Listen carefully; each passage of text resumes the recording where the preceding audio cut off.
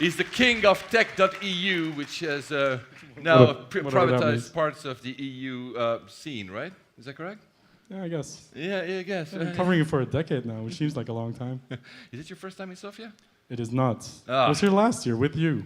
Because you decided to do something about going in a new city or new country every month. I'm doing a new city every month in Europe to kind of explore the local startup ecosystem just to get a feel for it. What was the last one? Compare. What was the last one? Gdansk, Poland. Oh, wow. And Vienna that's last nice. week as well. But Yes. Yeah. Do you want to invite? Oh, but the Turkish princess is here. Hello, Tugce. You can come on stage. Yes. You can come. Tugce, please. Yes. I should have actually done that first because, again, I'm not being a gentleman by introducing the boy first and then the lady. We have Jem as well. He's actually filling in for Farooq, who couldn't be here with us today. Where's Jem? Oh, yeah, here you go. You've seen him, but you can still give him a big round of applause. Come on, guys. You're not really into it this afternoon. Okay. Do we have our other panelists? You're not sure? We should have Christofer Rogers from Lumia Capital. Yes, we know Christofer was here. There's someone waving over there. He's getting mic'd up, so it's fine. Okay, so you can start. I'll leave the stage for you. Yeah, maybe we can already get started with the introductions actually while we wait, and then he can just jump in. No, we can introduce ourselves. So my name's Robin. I've been a journalist for about a decade now, covering mostly European tech. But we're not here to talk about me. We're here to talk about the future of VC, whatever that means. But first, we're going to have a round of introductions. Chris, come on stage. Just jump on. Tugce, we'll start with you. Good afternoon, everyone. So my name is Tugce. I'm one of the founding partners of an organization called Angel Labs. And we focus on LP education. We're basically, for those who don't know what LPs are, we're going to talk about it, but limited partners are investors that actually invest in VC funds. So our job is to work with high net worth individuals and family offices around the world, educate them on this asset class, and then introduce them to some of the top performing funds around the world. Great.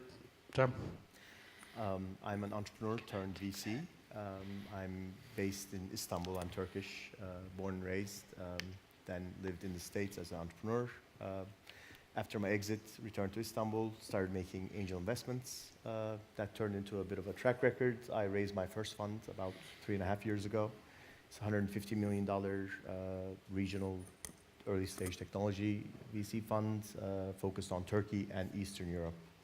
And we now have 13 portfolio companies across the region. Great. That's the basic. Thank you. Chris? Hi, I'm also an entrepreneur.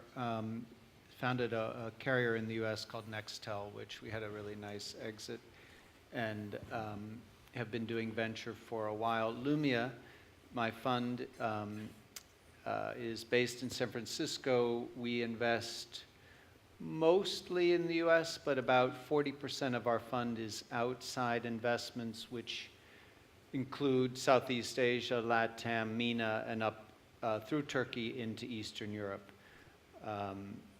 And so I'm excited to be here. I've met a few entrepreneurs already. It's not my first trip, but it's my first to this event.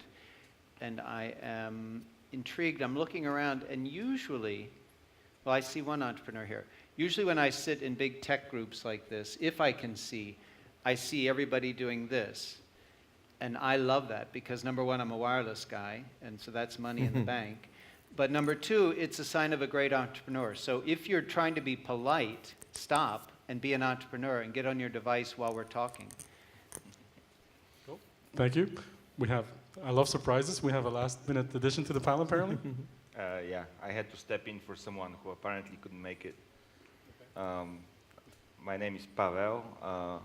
I'm a VC in Bulgaria. Also an entrepreneur who sold my company and started 3 venture funds, 25 investments, 5 exits, and I tend to be in the last 6 months stalking Chris from Argentina to Boston, and finally managed to get him to come to Bulgaria. So we'll see what comes out of that. So that's basically what you do, size of your fund, whatnot, the boring part. Now to the interesting part. What do you invest in, and why do you actually invest? Why did you become an investor? By accident, I returned to Istanbul without much of an idea of what I wanted to do next after starting my company. And this was 2005, 2006. I started to meet with Turkish internet companies, and I got excited and carried away. And little did I know that it wasn't a great idea to start writing personal checks into these companies. But well, it is a good idea if you want to lose a lot of money. Or it's a good idea if you end up getting lucky, which I did. Fortunately, I was fortunate enough to be involved with some of the big Turkish success stories early on. And then essentially what led me to become more of an institutional investor is fear. You know, one of the things I realized is, I was writing these initial checks to my portfolio, but then for follow-ons, I was dependent on sort of opportunistic capital around the world who might or might not look into the regions or the sectors I was investing in, and that's a very exposed state of living.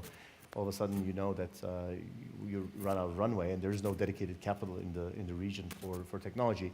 So, and until that point, my personal investments, I ended up working with large global funds who invested in Turkey, like Tiger Global or General Atlantic, Intel Capital, Kleiner Perkins.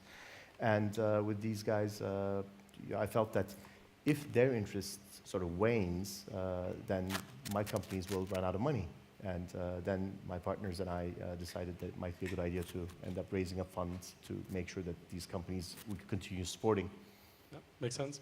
Chris, same question, because you were involved in a really big company, Nextel, and then Sprint. You were doing mostly M&A. So why go from these big corporates to venture capital? Well, in fact, during almost that whole process, besides doing personal investments, I had a venture portfolio at the companies. So it's not really much of a shift at all. It's really more of a transition in terms of the personal investing and the shift into a firm. That actually is a little bit of difference, because the type of deals that I was seeing tons of used to be all about enabling the wireless carrier or enabling the wireless ecosystem, and those I knew a lot about. They transitioned as everybody's technology became mobile first or mobile only into technologies enabled by the wireless ecosystem, and that really means software expertise, and so my partner Martin has a software background. So combined we make one really good person. Alone we're really kind of weak. Tugce, you don't invest directly, but you work with a lot of family offices and whatnot to educate them on VC as an asset class, how to invest. You do this in a lot of countries, 44, if I'm not mistaken. What do you tell them? How do you convince them to put their capital into essentially a very risky type of investment? I mean, a couple of years ago, it was a different story. We really had to reach out to them and convince them to come spend a few days with us. We would take some of the most successful fund managers with us to show them their portfolio companies and do the convincing themselves. But now it's much easier. Now we mostly work with inbound requests that come to us. There are a lot of family offices that want to get involved with this space. I think what happened is all these family offices, all these high net worth individuals are super connected to each other. And once the word is out, I think they slowly wanted to get involved with the same space. And yeah, now I think we have 6,000 family offices / high net worth individuals we worked with so far in 44 countries. So yeah, not much convincing is needed anymore. So we effect. just let the work speak for itself when we take the, again, successful fund managers, etc. Pretty big Me Too effect there. Yeah. All of you don't exclusively invest in one particular region, let alone only the US. I remember, I can't remember if it was last year or 2 years ago, on this very stage I was interviewing one of the partners from Y Combinator. Very sharp, very clever, very nice guy. But he said very specifically, we want founders from all over the world to come to Silicon Valley because it's still the #1 place to build a business. I don't see how you can build global businesses out of Bulgaria or whatever. And I was super taken aback because the sentiment seems to be you can at this point you can build global companies from anywhere. And you invest, well, all of you invest in outside of the US, even emerging markets. Why do you do that in the first place, and how is it different from investing in mature, established markets? Pavel, maybe you can take that one. Yeah. To take a stab at this, I mean, it's very hard to start in a place which is simply not on the map of a global LP or an investor, or not a global, any LP who is prepared to lock money for 5-10 years. So it takes a while to mature and spread the word and explain the asset class, because the asset class is super inefficient, and effectively it takes, like Chris said, an entrepreneur and a technical person, or if you're looking at innovative models to build something successful. So it has taken us 10 years before we even know if we're going to qualify for the next big fund. The way we did it, so I'll mention 2 examples. One is example I'm involved with, and the other one is, I think, the best company that this country has so far produced, where I'm not an investor. The company is called Viant, and we are partners in Viant with Lufthansa. So it started as a company disrupting the online travel space at the time when it was dominated by Amadeus and Sabre, and then Google was a latecomer in the game, buying a company called ITA in Boston. So everybody thought we're absolutely crazy. So it was basically a group of people who are now close to 100 engineers who cracked the code until they invented a different algorithm, applying a different business model, which brought the brand back into the airline's hands in order for the airline to sell directly online tickets. And they will still keep the Kayak and the Expedia, but they want to sell more direct. So today the company, apart from Lufthansa, which is an investor and a client, is also in British Airways, Fly Dubai, Turkish even. So quite a few of the large-scale airlines around the world. And it was simply hard work and execution. I mean, there was no secret sauce to it, and probably the largest investment in this country in terms of VC money. And the other company is called Chaos Software, and they are one of the best rendering companies in the world. So they do computer graphics, and they just won an Oscar for animation, for computer graphics last year. So it works. I would say if you look at Eastern Europe as a whole, there are 2 unicorns, one of which is due to the sheer size of the Russian market, their mail company, and also another company which went public in New York. But there's always opportunities where other people don't look. I think Warren Buffett said, "What everybody's afraid, I'm excited," and vice versa. So it's opportunistic. Chris, you mentioned that 40% of your investments are outside of the US. Are these markets that you look at in any way different, or will entrepreneurs be entrepreneurs anywhere and just need to find them? Well, no. Entrepreneurs are different, and the ones, though, that are good for venture-backed financing do tend to have characteristics that are similar. And when we look in emerging markets in particular, you find that almost every entrepreneur that is growing a company, and we invest primarily at a growth stage, so that means you're approaching a $10 million annual run rate. So that means you've got some traction.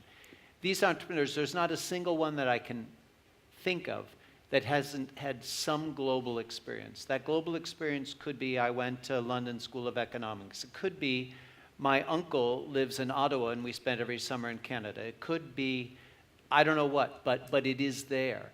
And to be a tech entrepreneur that is going to get venture backing, it almost now is a requirement that you be a citizen of the globe, because you're very often not building just for your own country. And you've got to have that awareness.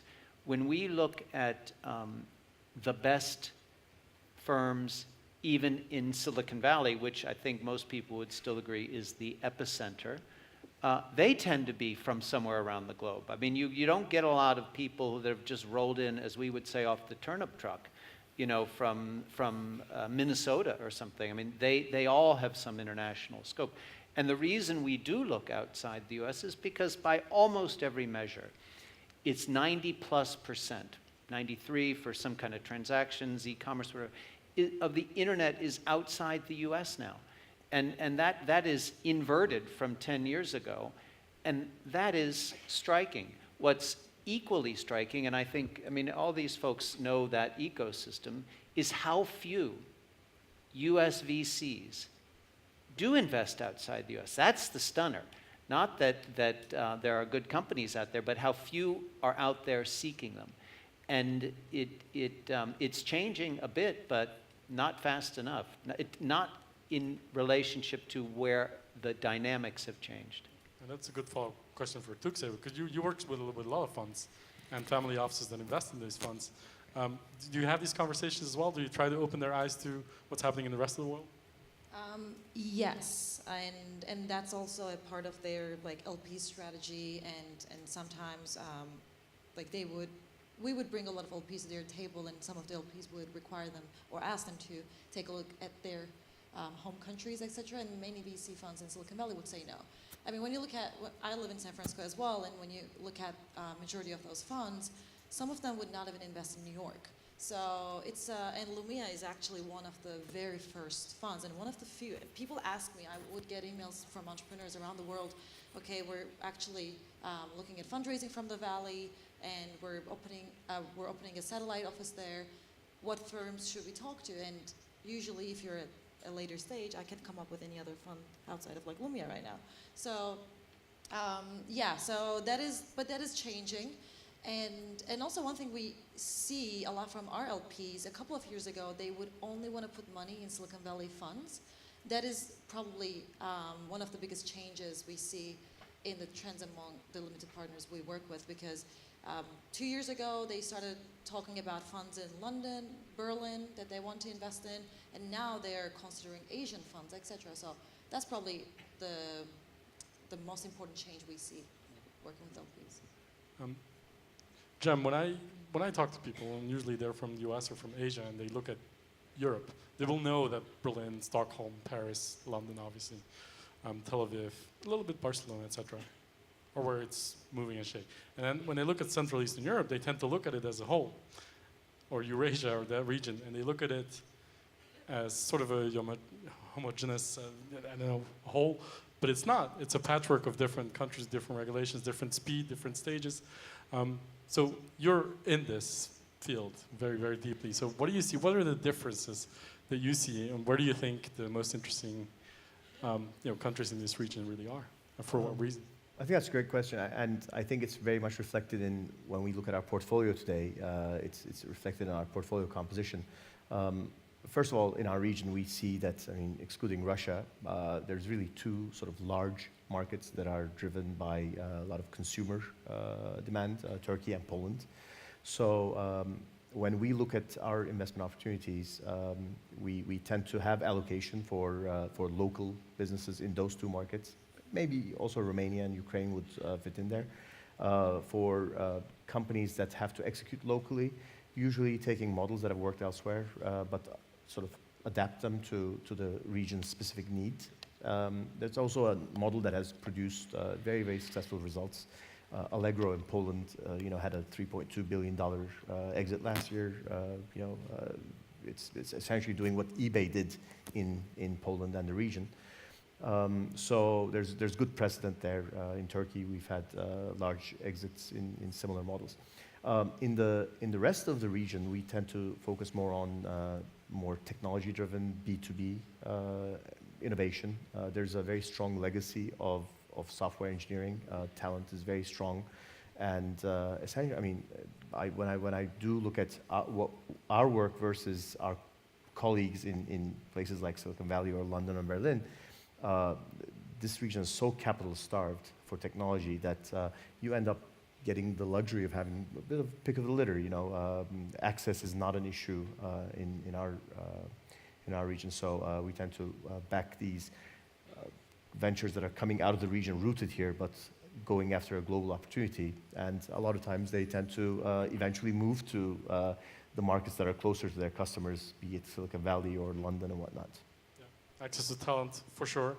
Although I have to say that most of the conversations I used to have in the first 5 years that I was covering it, in the decade that I've been doing this, it was lack of access to capital in a lot of regions. And now most of the conversation when I ask entrepreneurs, what's your biggest problem right now?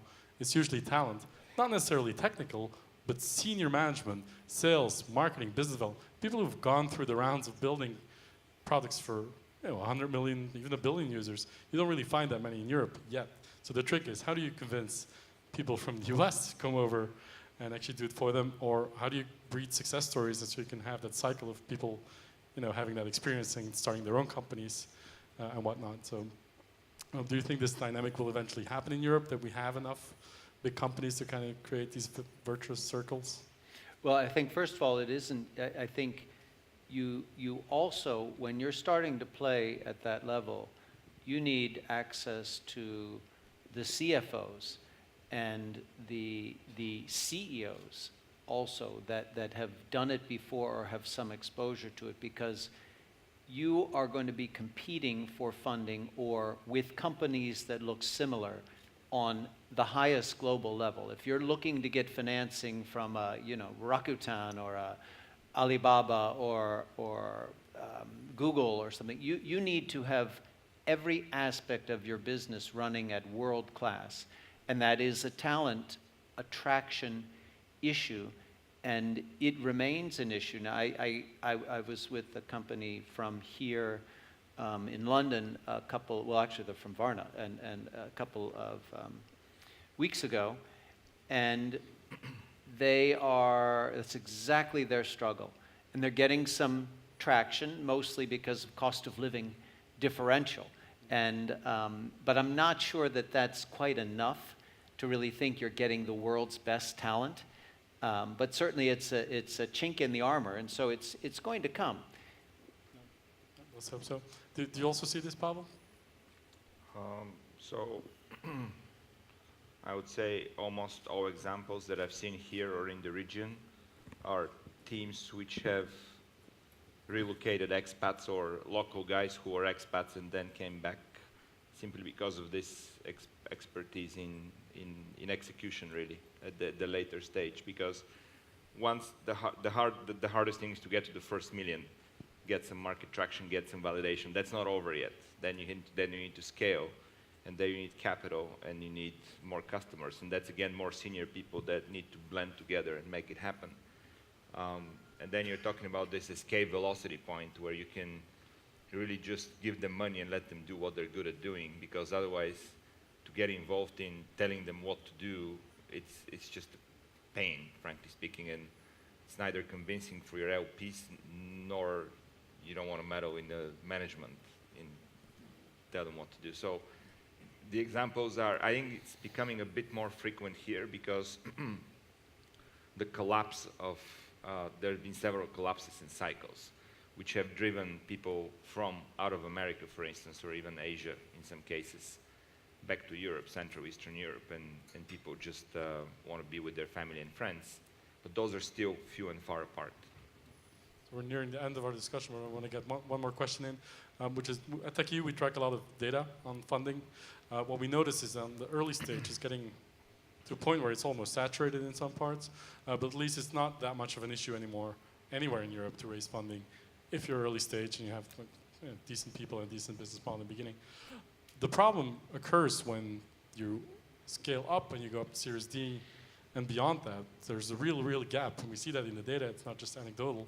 So there is a really big gap in late stage funding. We don't have that many firms that can take on those kind of funding rounds.